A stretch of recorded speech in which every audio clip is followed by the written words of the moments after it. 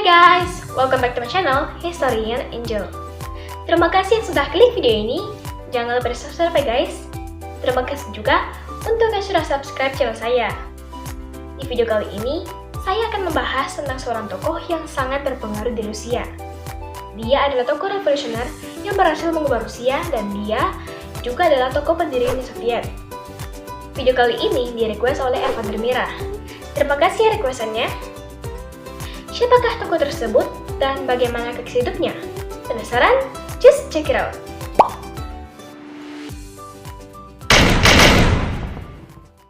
Jadi, tokoh yang akan kita bahas kali ini adalah Vladimir Ilyich Ulyanov atau lebih dikenal dengan nama Vladimir Lenin.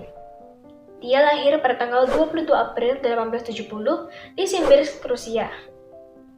Ayahnya bernama Ilya Nikolaevich Ulyanov dan ibunya bernama Maria Alexandrovna Blank. Vladimir ini dibaptis 6 hari setelah ia dilahirkan. Nama kecil Vladimir adalah Volodya.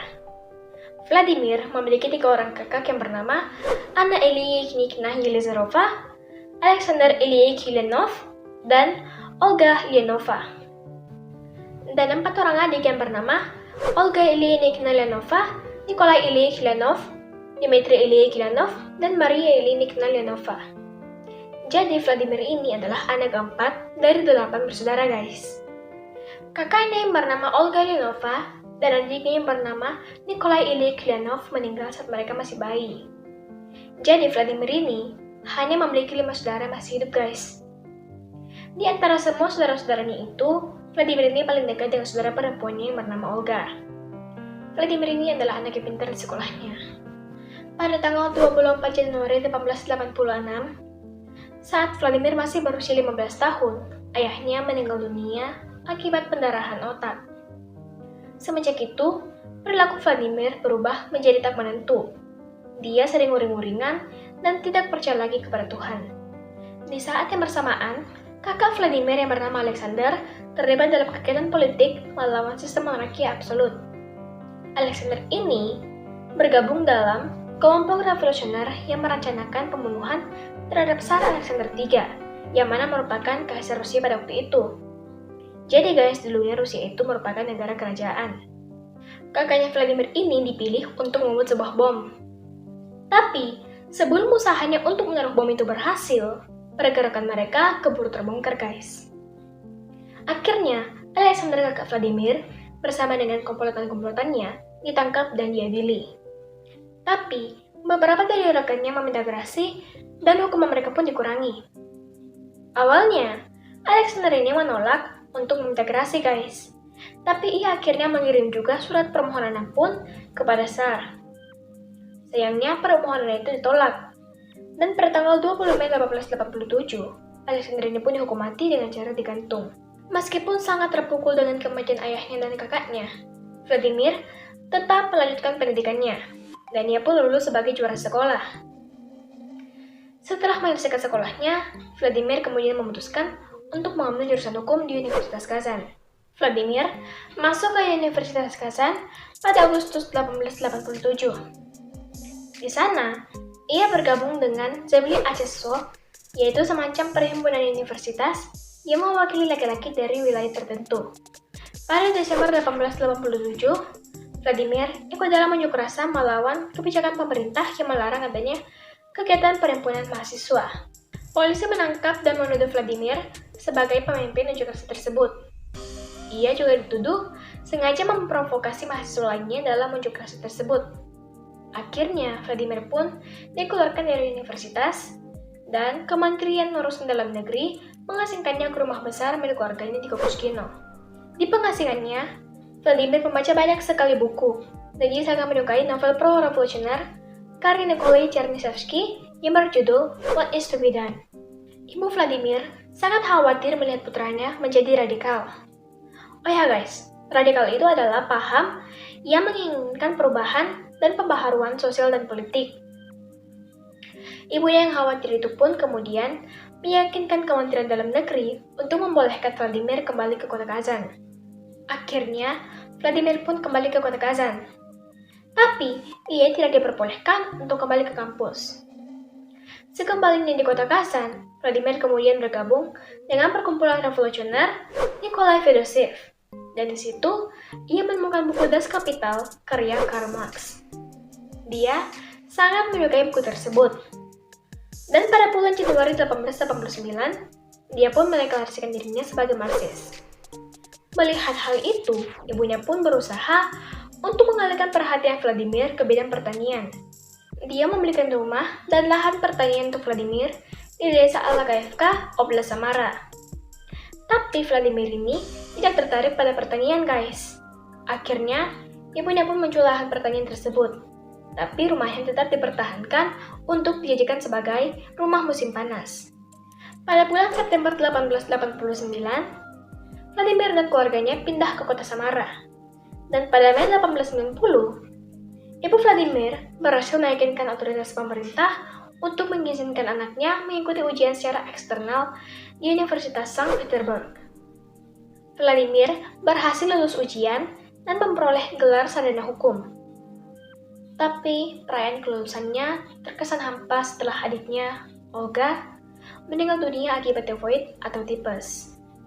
Vladimir menetap di Samara selama beberapa tahun. Mula-mula, ia bekerja sebagai asisten hukum di pengadilan regional, dan kemudian ia menjadi pengacara lokal di sana. Di sana kliennya merupakan petani. Pada akhir tahun 1893, Vladimir pindah ke Sankt Petersburg. Di sana, ia bekerja sebagai asisten pengacara, dan di sana dia juga bertemu sesama Marxis lainnya. Pada tahun 1894, Vladimir memulai hubungan percintaannya dengan Nadezhda Krupskaya, atau yang biasa dipanggil dengan nama Nadia. Nadia ini adalah seorang guru sekolah yang juga berhaluan Marxis. Pada akhir tahun 1894, Vladimir memimpin sebuah perkumpulan buruh Marxis, dan dia berusaha untuk menyembunyikan gerak-geriknya, karena dia sadar bahwa mata-mata polisi sedang berusaha untuk menyusupi perkumpulan tersebut. Vladimir, yang ingin mempererat hubungan dengan kelompok migran Marxis Rusia yang berpusat di Swiss, akhirnya pergi ke Swiss dan bertemu anggota kelompok tersebut, yaitu Plekhanov dan Pavel Axelrod. Ia kemudian ke Paris untuk menemui keponakan Marx, yaitu Paul Lafargue. Kemudian dia ke Berlin dan bertemu dengan Wilhelm Liebknecht. Setelah perjalanannya itu, Vladimir kemudian pulang ke Rusia dengan membawa sejumlah tulisan revolusioner yang terlarang. Vladimir berkunjung ke berbagai kota untuk menyebarkan tulisan-tulisan kepada buruh-buruh yang sedang mogok kerja. Saat terlibat dalam proses pembuatan lembaran berita Rабочее дело atau kepentingan buruh, Vladimir menjadi salah satu dari 40 aktivis yang ditangkap di Sankt Petersburg dan didakwa melakukan penghasutan. Vladimir menolak semua perwakilan hukum maupun pembayaran jaminan, dan dia membantah semua tuduhan yang dilayangkan kepadanya. Ia pun masuk penjara selama setahun sebelum mendapat vonis putusan. Pada bulan Februari 1897, tanpa melalui proses pengadilan, ia dijatuhkan hukuman pengasingan selama 3 tahun di Siberia Timur. Perjalanannya ke Siberia Timur memakan waktu 11 minggu, dan ia ditemani oleh ibu dan saudari-saudarinya. Karena tidak dianggap sebagai ancaman yang besar oleh pemerintah, maka dia pun diasingkan di sebuah gubuk petani di Susinskoye, distrik Minusinski. Di situ, ia diawasi oleh polisi, tapi ia masih bisa surat-menyurat dengan pejuang revolusi lainnya. Pada Mei 1898, Nadia bergabung dengan Vladimir dalam pengasingan setelah Nadia ditangkap pada Agustus 1896 karena telah mengorganisasi sebuah serangan. Pada awalnya, Nadia ini dikirim ke Ufa, namun ia meminta kepada aparat untuk dipindahkan ke Susinskoye, dan ia mengklaim bahwa dia dan Vladimir telah bertunangan. Nadia dan Vladimir pun menikah di sebuah gereja pada tanggal 10 Juli 1898. Seusai pengasingannya, Vladimir tinggal di Peskov pada awal tahun 1900. Di sana, ia mulai menggalang dana untuk surat kabar yang bernama Iskra. Pada Juli 1900, Vladimir pindah ke Swiss. Di sana, ia bertemu dengan tokoh-tokoh Marxis Rusia lainnya dan bersepakat untuk menerbitkan surat kabar tersebut di Mansen. Vladimir sendiri pindah ke Mansen pada bulan September. Surat kabar Iskra yang berisi tulisan tokoh-tokoh penting Marxis Eropa mulai diselundupkan ke Rusia dan menjadi publikasi bawah tanah yang paling sukses di Rusia. Dalam surat kabar itu, untuk pertama kalinya, Vladimir menggunakan nama samaran Lenin, yang diyakini diambil dari nama Sungai Lena yang ada di Siberia. Nadia kemudian bergabung dengan Lenin di Munchen dan menjadi sekretaris pribadinya. Pada April 1902, Lenin pindah ke London bersama dengan surat kabar Iskra untuk menghindari polisi Bayern. Dan di sana, ia berteman dengan tokoh Marxis Rusia lainnya yaitu Leon Trotsky. Di London, Lenin terserang penyakit erisipela, sehingga akhirnya surat kabar Iskra memindahkan basis operasinya ke Jenewa. Pada bulan Juli 1903, Kongres Partai Buruh Demokrat Sosial Rusia yang kedua atau PBDSR kedua dilangsungkan di London. Selama konferensi, terjadi perpecahan antara pendukung Lenin dan pendukung Julius Martov. Martov berpendapat bahwa anggota partai seharusnya boleh bebas berekspresi.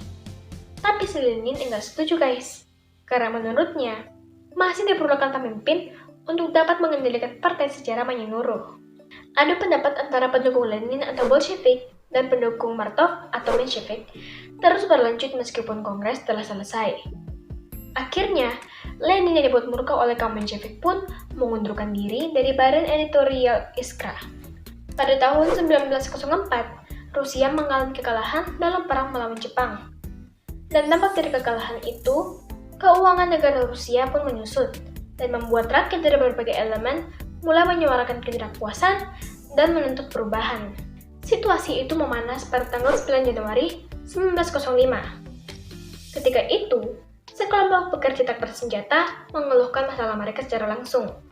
Mereka mengajukan petisi kepada Kaisar Rusia, Tsar Nicholas II. Bukannya diterima dengan baik, para pekerja itu malah disambut dengan pasukan keamanan yang bersenjata. Pasukan keamanan tersebut memerondongkan peluru ke arah para pekerja dan menewaskan sekitar 200 orang. Peristiwa ini dikenal dengan sebutan Bloody Sunday. Dan peristiwa Bloody Sunday ini memicu adanya pemberontakan rakyat yang disebut dengan Revolusi 1905. Pada saat Revolusi 1905, Lenin memerintahkan agar kaum pekerja bergabung dengan kaum petani untuk menggulingkan rezim Tsar dan membentuk pemerintahan yang ideal. Merespon krisis itu, Tsar Nicholas II kemudian menerbitkan Manifesto Oktober yang menyetujui sejumlah reformasi liberal, di antaranya yaitu pembentukan Dewan Legislatif yang bernama Duma. Pada tahun 1917, Revolusi Februari meletus di St. Petersburg yang pada waktu itu telah berganti nama menjadi Petrograd. Para buruh industri berdemo akibat kekurangan pangan dan kondisi pabrik yang memburuk. Kerusuhan ini meluas hingga ke wilayah-wilayah Rusia yang lainnya. Dan Tsar Nicholas II yang pada waktu itu takut dirinya digulingkan paksa, sepakat untuk turun tahta. Duma segera mengambil alih negara dengan membentuk pemerintahan sementara dan menghapus sistem monarki kekaisaran Rusia dan menggantinya menjadi Republik Rusia. Mendengar hal itu, Lenin pun ikut bersorak. Ia yang pada saat itu berada di Swiss memutuskan untuk pulang ke Rusia. Sesampainya Lenin di Petrograd, ia mengecam pemerintahan sementara. Karena pemerintahan itu diisi oleh politisi borjuis liberal. Lenin merasa bahwa pemerintahan sementara itu sama saja dengan rezim kekaisaran yang lalu. Lenin menyerukan revolusi proletariat di seluruh benua Eropa. Ia menginginkan pemerintahan Rusia diisi oleh tentara, petani, dan bahkan buruh. Setelah Lenin merasa bahwa pendukung Bolshevik mulai merasa frustrasi, ia kemudian mengusulkan demonstrasi bersenjata di Petrograd untuk melihat tanggapan pemerintah. Tapi, karena kesehatan memburuk, Lenin kemudian meninggalkan kota tersebut untuk memulihkan diri di desa Nevola, Finlandia. Demonstrasi bersenjata dimulai saat Lenin sudah pergi. Demonstrasi ini dikenal juga dengan sebutan Hari-Hari Juli. Lenin akhirnya kembali ke Petrograd dan memerintahkan kaum Bolshevik untuk tenang setelah ia mendengar kabar bahwa mereka-mereka ini bentrok dengan aparat pemerintah. Atas tindakan kekerasan yang terjadi, pemerintah pada waktu itu memerintahkan untuk menangkap Lenin dan tokoh-tokoh Bolshevik yang berpengaruh. Untuk menghindari penangkapan, Lenin pun bersembunyi di berbagai tempat rahasia di Petrograd. Lenin yang merasa khawatir dirinya akan dibunuh, memutuskan untuk pindah ke Rasliv bersama dengan tokoh-tokoh senior Bolshevik lainnya. Setelah Rusia sudah lebih aman, Lenin kembali ke Petrograd dan ia menghadiri pertemuan Komite Pusat Bolshevik pada tanggal 10 Oktober 1917 dan ia kembali mengajak mereka untuk melancarkan pemberontakan bersenjata untuk menggulingkan pemerintahan sementara. Di bulan yang sama, Bolshevik berhasil mengepung pemerintah di saat musim dingin dan akhirnya berhasil menangkap para menteri-menterinya. Selama pemberontakan, Lenin mengumumkan bahwa pemerintahan sementara telah dilengsarkan. Kaum Bolshevik mengumandangkan pembentukan pemerintahan baru yang disebut dengan Sovnarkom atau Dewan Komisaris Rakyat, dan Lenin ditunjuk sebagai ketuanya. Bolshevik mengubah nama resmi mereka dari Partai Buruh Demokrat Sosial Rusia menjadi Partai Komunis Rusia. Dan pada waktu itu, Partai Komunis secara de facto mengendalikan Rusia. Setelah meraih kekuasaan, rezim Lenin mengeluarkan sejumlah dekret. Yang pertama adalah dekret lahan, yang mengatakan bahwa lahan aristokrat dan gereja ortodoks akan dinasionalisasi dan diredistribusikan kepada para petani. Pada November 1917, pemerintah mengeluarkan dekret pers dan menutup banyak kantor media. Pemerintah menyatakan bahwa keputusan tersebut bersifat sementara. Dekret ini menuai banyak kritikan termasuk dari kelompok Bolshevik karena dianggap telah mencederai kebebasan pers. Di bulan yang sama, Lenin mengeluarkan deklarasi hak-hak rakyat Rusia yang menyatakan bahwa kelompok etnis non-Rusia yang tinggal di wilayah republik memiliki hak untuk mendirikan negara mereka sendiri. Akibatnya, beberapa negara mengumandangkan kemerdekaannya, yaitu Finlandia pada tanggal 6 Desember 1917, Lituania pada tanggal 16 Februari 1918, Estonia pada tanggal 24 Februari 1918, Polandia pada tanggal 11 November 1918, Latvia pada tanggal 18 November 1918. Meskipun negara-negara tersebut telah merdeka, tapi kaum Bolshevik tetap secara aktif mendukung partai-partai komunis di negara-negara tersebut. Untuk memodernisasi Rusia, pemerintah secara resmi menghentikan penggunaan kalender Julius dan mulai memberlakukan kalender Gregorius. Sovnarkom menetapkan sebuah dekret yang membubarkan sistem hukum Rusia dan menyerukan penggunaan hati nurani revolusioner untuk mengadakan hukum. Pengadilan-pengadilan digantikan oleh sistem dua tingkat, yaitu pengadilan revolusioner untuk menindak kejahatan kontra-revolusi dan pengadilan rakyat untuk mengadili kejahatan lainnya. Angkatan bersenjata juga dirombak. Sovnarkom menyediakan pangkat, gelar, dan medali dari masa sebelumnya, dan menyerukan kepada prajurit untuk memilih komandan mereka sendiri. Pada Oktober 1917, Lenin mengeluarkan sebuah dekret untuk membatasi jam kerja menjadi 8 jam per hari. Ia juga mengeluarkan dekret pendidikan rakyat yang menyatakan bahwa pemerintah akan memberikan pendidikan gratis untuk semua anak-anak di Rusia. Untuk mewujudkan kesetaraan gender, diberlakukan hukum emansipasi wanita. Sementara itu, Lenin yang seorang ateis menyatakan agama yang terorganisasi. Dan pada Januari 1918, pemerintah mengeluarkan keputusan untuk memisahkan gereja dari negara dan melarang pelajaran agama di sekolah-sekolah. Pada awal tahun 1918, Sovnarkom membatalkan semua utang luar negeri dan menolak membayar bunganya. Pada tahun 1918 dan 1919, pemerintah mengeluarkan Komenshevik dan Revolusioner Sosialis dari dewan-dewan, sehingga Rusia menjadi negara satu partai. Sebagai tokoh penting dalam struktur pemerintahan Rusia pada saat itu, Lenin kerap menjadi sasaran pembunuhan. Tercatat, pada tanggal 1 Januari 1918, Lenin selamat dari upaya pembunuhan di Petrograd. Fritz Platen yang bersama dengan Lenin pada waktu itu mengalami luka akibat peluru karena berusaha melindungi Lenin. Pada bulan Maret 1918, Sovnarkom dipindahkan ke Moskwa. Dan pada tanggal 30 Agustus 1918, Lenin selamat dari upaya pembunuhan yang kedua di kota tersebut. Ia ditembak 3 kali setelah menembakkan pidato di depan umum. Ia mengalami luka berat setelah tembakan tersebut mengenai tangan dan lehernya. Tapi ia berhasil selamat dan pulih dengan cepat 2 bulan kemudian. Seorang revolusioner sosialis, Fanny Kaplan, ditangkap dan hukum mati. Serangan tersebut sangat disoroti oleh pers Rusia. Hal itu membuat rakyat bersimpati kepada Lenin dan mendorong popularitasnya. Pada bulan September 1919, Lenin kembali mengalami upaya pembunuhan. Pada waktu itu, sekelompok komunarkis membom sebuah gedung di Moskwa. Di tempat itu rencananya Lenin akan berpidato. Tapi, Lenin beruntung karena ia terlambat datang dan bom yang dipasang meledak sebelum ia tiba. Pada tahun 1918, perang saudara terjadi di Rusia. Dalam perang ini, pengikut Lenin yang dikenal sebagai pasukan merah berhadapan dengan pasukan putih yang berisi para mantan jenderal di era Tsar Rusia. Dalam perang ini, Tsar dan anggota keluarganya dihukum mati di Yekaterinburg. Hal ini dilakukan agar mereka tidak dapat diselamatkan oleh pasukan putih. Pada tahun 1919, tentara putih mundur dan Sovnarkom berhasil memenangkan perang.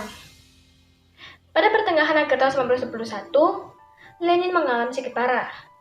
26 dokter ditugaskan untuk merawat Lenin di tahun-tahun terakhirnya. Beberapa di antaranya berasal dari luar negeri, dan upahnya sangat tinggi. Beberapa dokter menduga bahwa penyakitnya itu disebabkan oleh oksidasi dari logam peluru-peluru yang bersarang di tubuhnya. Pada April 1922, ia pun dioperasi untuk mengeluarkan peluru-peluru tersebut. Tapi penyakitnya tidak kunjung membaik, guys. Dan pada Mei 1922, ia mengalami serangan stroke pertamanya sehingga ia sempat tidak dapat berbicara dan lumpuh di sisi kanannya. Pada bulan Juli, Lenin meninggalkan Moskwa dan ia menetap selama sebulan di rumah peristirahatannya di Gorky. Di sana, ia dirawat oleh istri dan saudarinya. Pada waktu itu, guys, Lenin ini sempat berpikir untuk bunuh diri. Ia meminta kepada Nadia dan Stalin rekan seperjuangannya untuk memberikannya kalium cyanida. Pada bulan Oktober, Lenin yang sudah cukup pulih kembali ke Moskwa. Tapi guys, pada bulan Desember, ia terserang stroke lagi. Dan akhirnya ia pun kembali lagi ke Gorky. Meskipun sakit, Lenin tetap memperhatikan perkembangan politik terbaru. Dengan dukungan dari Lenin, pemerintah berhasil memusnahkan aliran Menshevisme dari Rusia dengan mengeluarkan semua orang-orang Menshevik dari lembaga-lembaga dan usaha-usaha negara dan menjebloskan semua orang-orang partai tersebut ke dalam kamp-kamp konsentrasi. Pada tanggal 30 Desember 1922, terbentuklah Uni Soviet.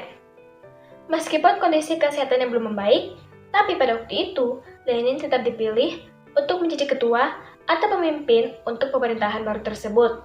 Pada waktu itu, anggota Uni Soviet ada 4, yaitu Rusia, Transkaukasia, Ukraina, dan Belarusia. Pada Maret 1923, Lenin terserang stroke untuk yang ketiga kalinya, dan dia tidak lagi dapat berbicara.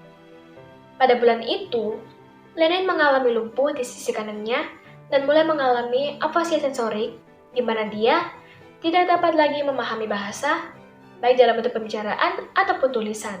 Lenin mengalami koma dan meninggal dunia di rumah peristirahatannya di Gorky pada tanggal 21 Januari 1924. Pemerintah mengumumkan kematian Lenin pada hari berikutnya. Dan pada tanggal 23 Januari 1924, para pelayat dari Partai Komunis, Serikat-serikat buruh, dan dewan-dewan Soviet mengunjungi rumahnya di Gorky untuk melihat jenazahnya.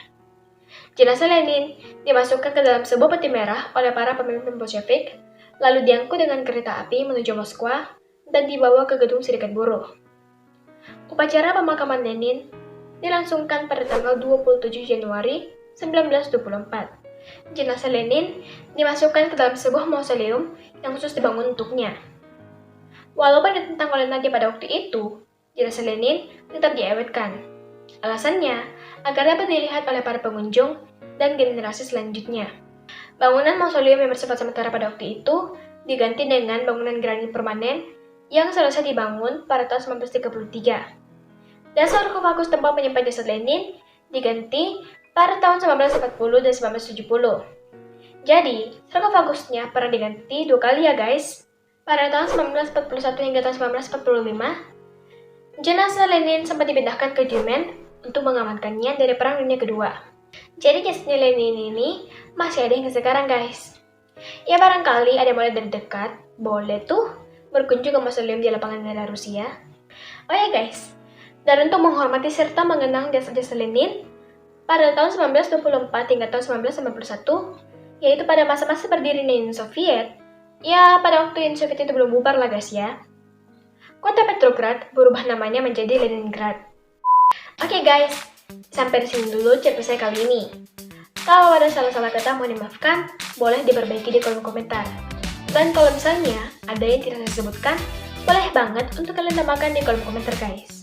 Kalau kalian suka dengan video ini, klik like dan share, klik subscribe, dan jangan lupa untuk nyalakan notifikasinya agar kalian tahu informasi video terbaru dari saya. Untuk ide video berikutnya, kalian bisa komen di bawah. Terima kasih untuk yang sudah nonton video saya. Bye-bye!